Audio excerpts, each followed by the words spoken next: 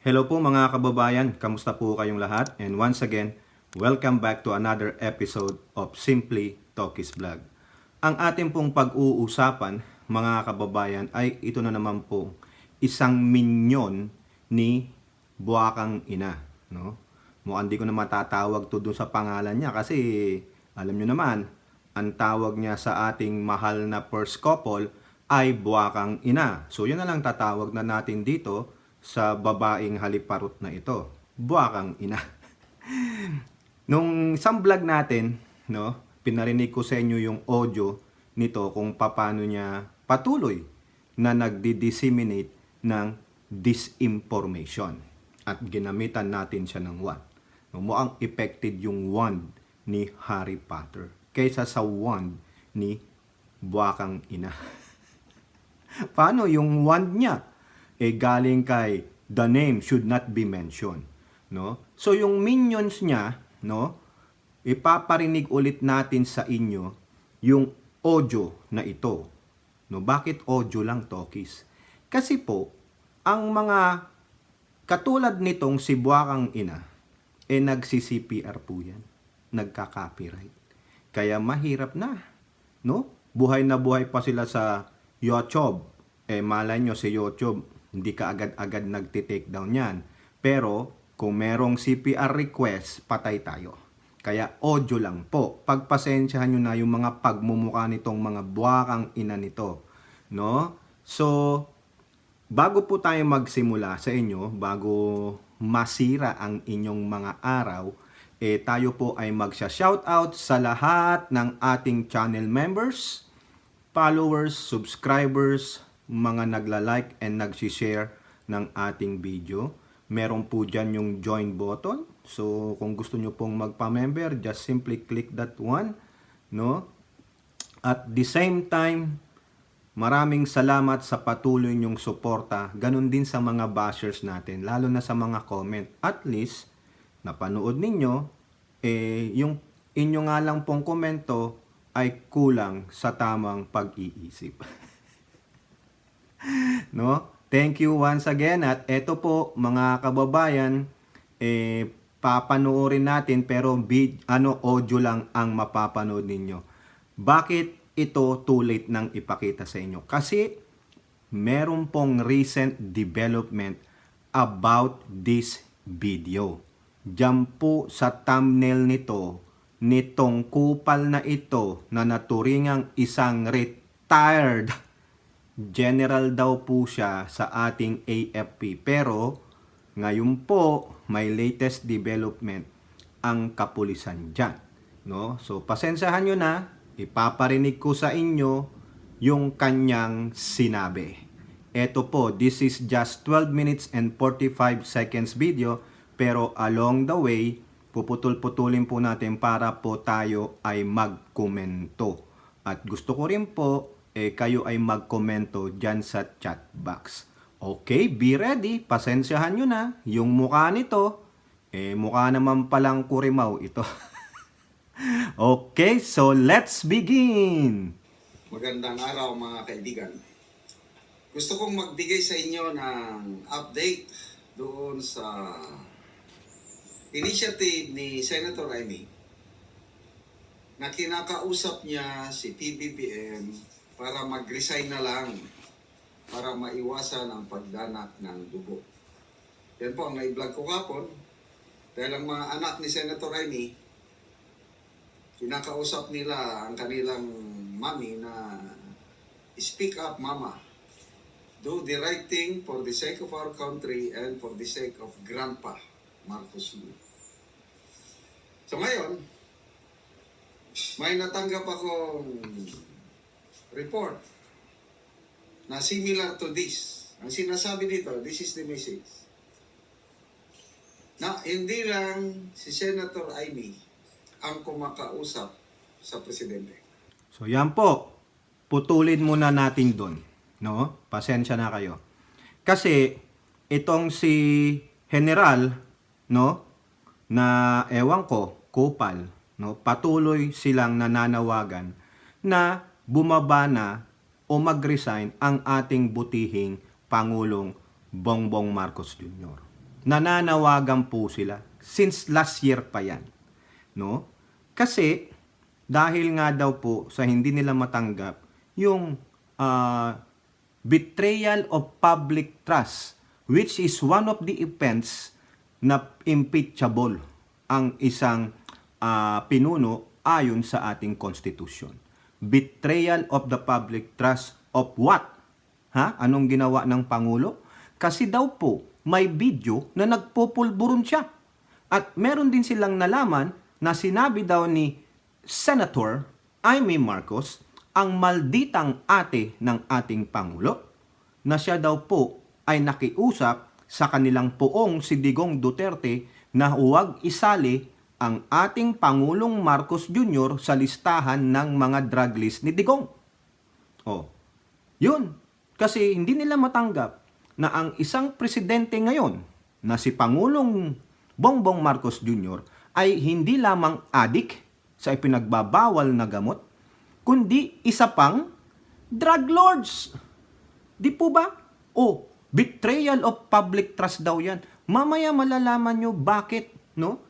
Bakit sila patuloy na nananawagan, no?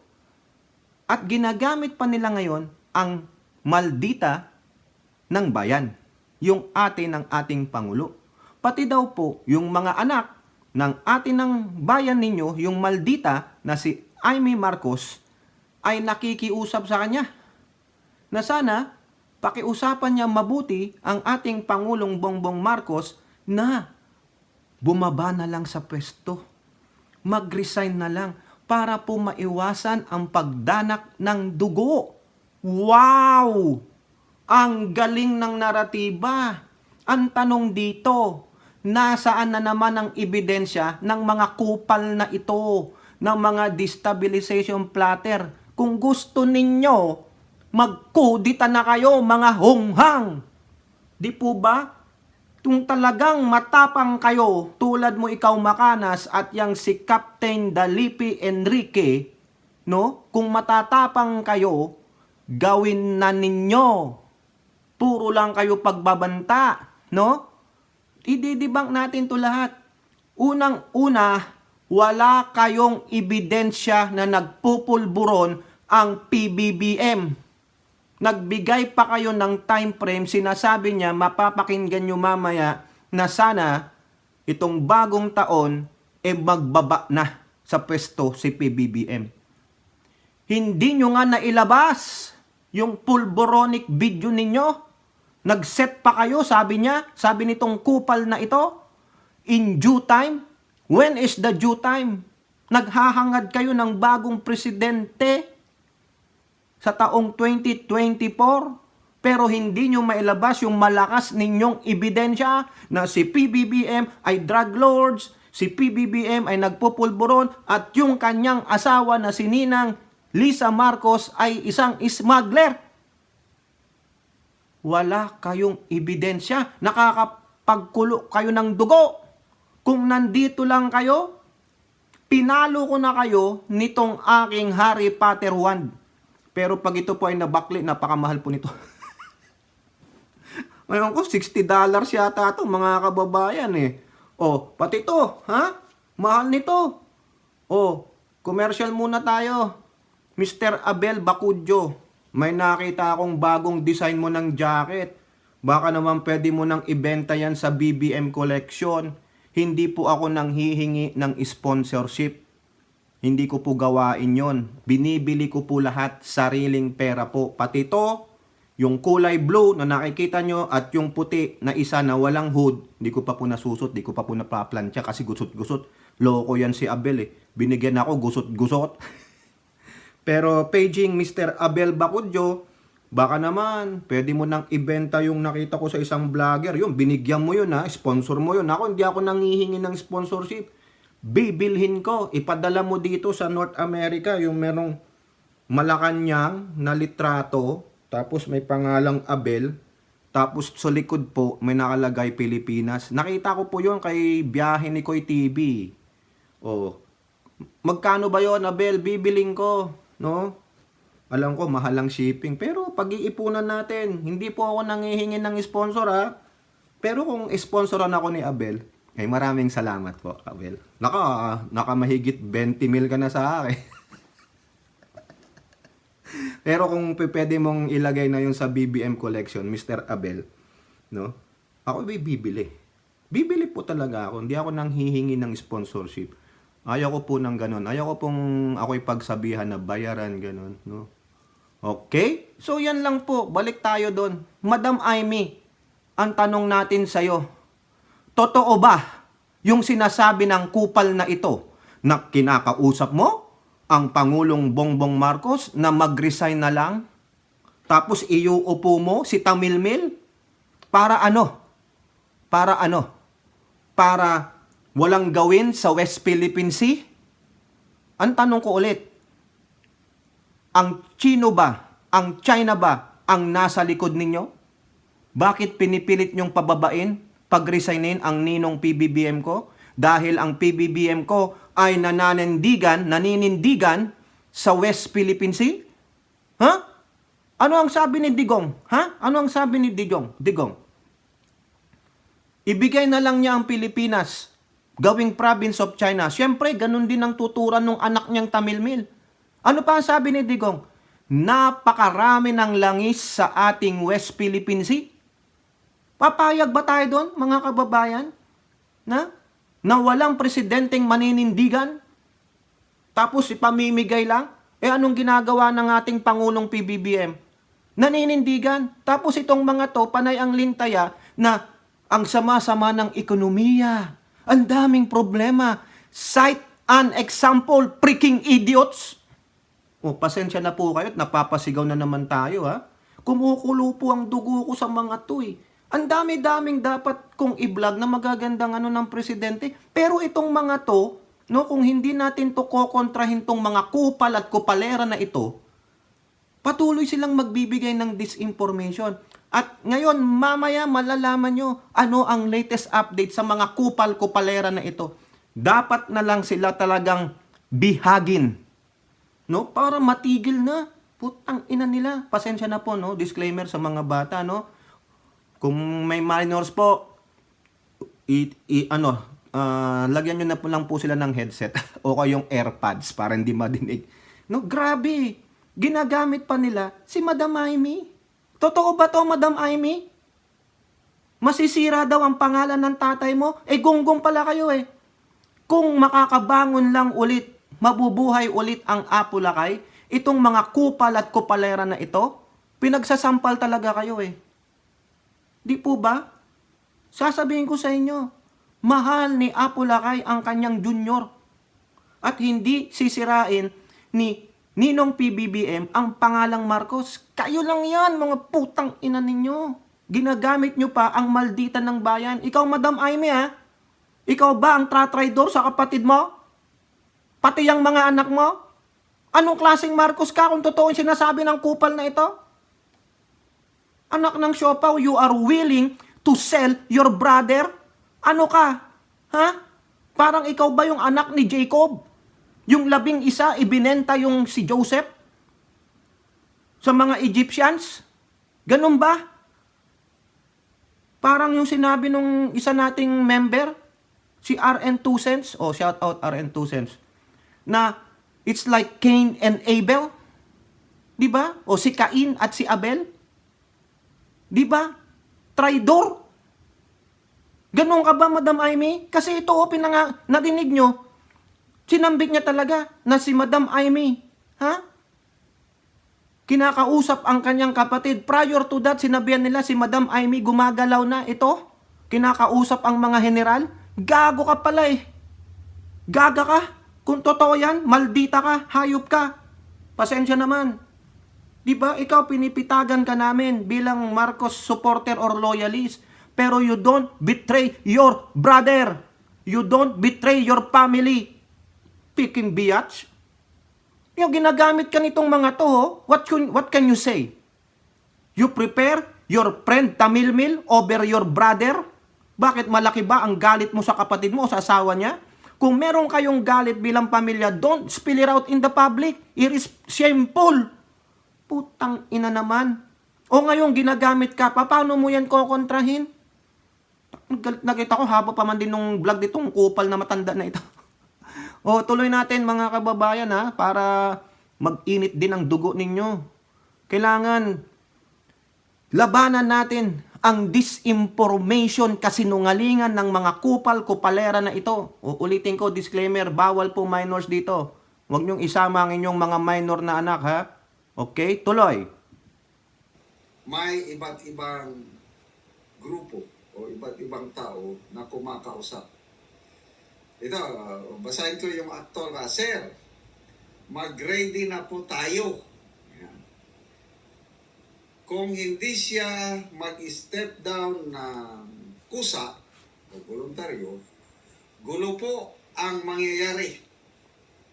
Kinakausap na po siya o kinakausap na po sila, matigas lang si Smugs.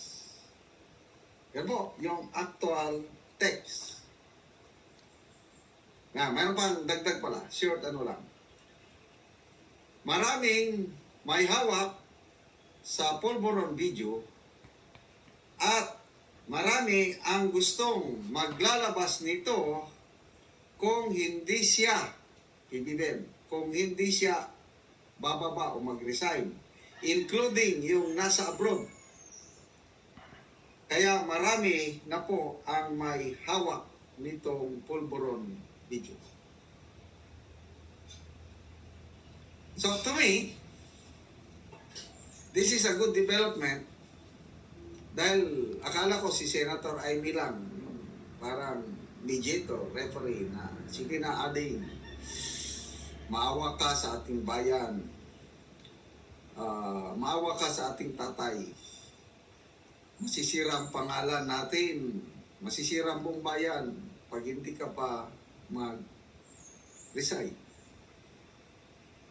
Kasi doon pa lang yung narcolist ni PRRD. So yan po, putulin ulit natin si Kupal, no? Biruin nyo, may iba't ibang grupo daw. May binasa pa siya. Hindi man yan lang pinlash sa screen niya yung text message. Mukhang yung text message nito, gawa-gawa lang na sila-sila rin. Remember that manifesto, kung sino yung mga pumirma doon, yung 146 generals daw, mga official, mga retired, o tawagin natin mga retarded. Mga putang inan yan. Diba? Kung hindi daw magre-resign o bababa ang Pangulong BBM, dadanak ng dugo? Really? Totoo yun? And he was glad. He was really glad na merong mga taong gagawa nun.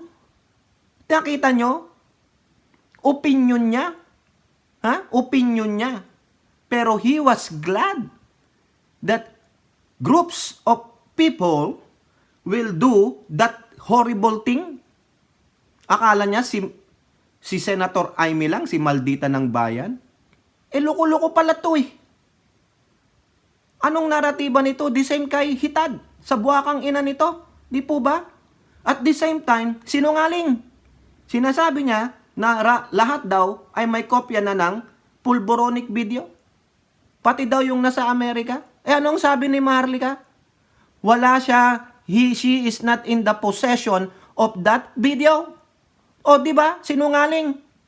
Pasadyos pa ang kupal. Di ba? Ito, yung sinasabi nating nagtatago sa abito. Pasensya naman po, hindi po sa mga pari nag-aaktong anghel, pero alagad pala ni taning. Biruin mo, gusto nyo palang pababain na eh. Di ba? Why did you set a time frame? Why did you say there's a due time? Meron pa kayong hanggang second quarter of the month. O of the year, sorry. Di ba? Yung mga grupong merong Pulboronic video. No? Kasi dito po sa video na to, no? Tong video niya na to, mahaba eh. No? Ahaba lang yung vlog natin eh. Isa-summarize ko na lang. Na ang may mga kopya daw po niyan ay mga PMAers. May AFP kernel pa nga. May kernel pa daw. At may mga generals pa. Hindi niya sinabi kung active or retired. Pero I'm thinking both. Tandaan ninyo, Mga kababayan, sobrang haba. Huwag natin include ang pagmumukha ng kupal na ito. No? Kasi napanood ko na po ito eh.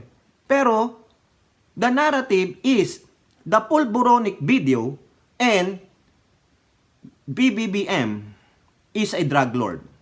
Tapos, si FL, si Ninang Lisa Marcos ay defiant. Matigas daw po kasi siya ang nasusunod. Ganun po ba, mga kababayan? Saan ang galing yung info na yan? Saan? Where is that fucking evidence? Nasaan yung katotohanan?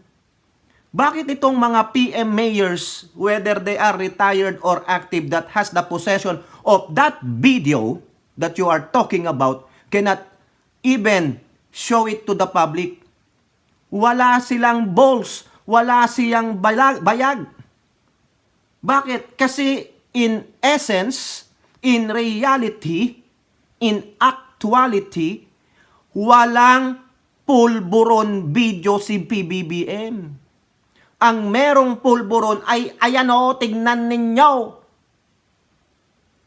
At yung pulburon video ko, ang sarap po nung Goldilocks pulburon na yon. At yung mga pulburon video pa ng mga pro-admin, ng mga loyalista.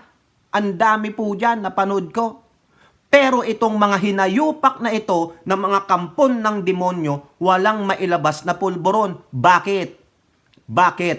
Kasi wala. It is just a narrative. Paulit-ulit ko pong sinasabi, mga kababayan. Wala talagang pulboronic video kasi kung meron yan, they will not wait for the end of the year to show it into the public. Tapos ang gusto pa nila, itong mga gonggong na ito, sinasabi niya sa video, na kung ayaw niyang dumanak ng dugo, si PBBM, better step down. Makinig ka sa ate mo. Gago ba kayo? Papayagan ba ni Amy na tumakbo yung presidente kung alam niyang gagamitin yung pulboronic at yung listahan ni Digong laban sa kanyang kapatid? Gonggong pala kayo, isip-isip din. Iyan ang mahirap kung kayo ay disgruntled. You are only few, you are just a minuscule number of disgruntled idiots. Nagpapaniwala kasi kayo dito sa buwakang ina nito. Di po ba? Ikaw, Makanas, you are a retired AFP general. Probably you are smarter than this buwakang ina nito. But what happened to you? You become a puppet of this buwakang ina nito. What happened to your general mind? Di ba? PMAyer ka ba? Ako po, pinipitagan ko ang PMA. Dahil pinangarap ko pong makapasok dyan noon. Pero hindi, iba po kasi yung naging priority ko bigla eh. Di ba? Pero sa totoo lang, gusto kong pumasok dyan because I know. Once na makapasok ka dyan, yan. Sabi lang, hindi ka nang masyadong bright dyan, Tokis, kaya hindi ka pwede. Pero sa totoo lang po, mga sir, mga kadete, saludo na ako sa inyo. Sana wag kayong tumulad sa mga kupal na mga, yung mga, senior ninyo na mga naging retarded. Di po ba, mga kababayan? Hanggang ngayon, nasaan ang ebidensya kung kayo pagugoyo dito, kayong mga active AFP, MP, pagugoyo kayo dito, nasaan ang bait ninyo sa sarili? Wala nga eh. Wala. Tapos sasabihin niya yung naratiba, marami na daw pong nakapanood and the AFP is disgruntled. Ayaw nila ng leader na drug lords. Ayaw nila ng leader na nagko-cocaine. Tapos meron ka pang first lady na smuggler. Kawawa ang bansa. Kawawa ang mamamayang Pilipino. Mga gonggong pala kayo eh. Paano naging kawawa ang mamamayang Pilipino? Paki-explain. Ano na ang masamang ginawa ng admin na ito? Ako sasabihin ko sa inyo. Ha? Dahil sa ginawa ng House of Representatives kay Gloria Arroyo. Doon nagsimula yan. Dahil si Gloria Arroyo, siya ang totoong may ambisyon. At si Digong ang totoong may ambisyon. Cohort siyang dalawa na yan. Di po ba? Si Gloria ay mang-aagaw ng pwesto. Tapos gagawin ninyo kay Sara Tamilmil, ano siya? Pareho lang silang mang-aagaw ng pwesto. Di po ba? Tapos sasabihin ninyo, ingatan ang pangalan ni Apo Lakay. Gago pala si Amy Marcos. Kung magre-resign, bababa si Bongbong Marcos, meaning the accusations are true. Mas lalong nakakahiya yun because they have repeated the history. Tapos sinasabihin nyo pang pupunta sila ulit sa Hawaii. Who are you to tell that? Maglabas muna kayo ng ebidensya bago kami maniwala sa inyo. O ngayon, yung time frame ninyo lapse already, lumagpas na. Wala. So, ibig sabihin, mga sinungaling kayo. Di po ba? Mga mandarambong kayo, mapaglinlang kayo. You are like your father in the beginning. He is a liar. Di ba, mga kababayan? Ang galing nilang gumawa ng naratiba. Pero wala. Ang gusto pa nila ito napanood ko yung si Greco Bellica. Kasi nireport po yan sa News Blast ng SMNI.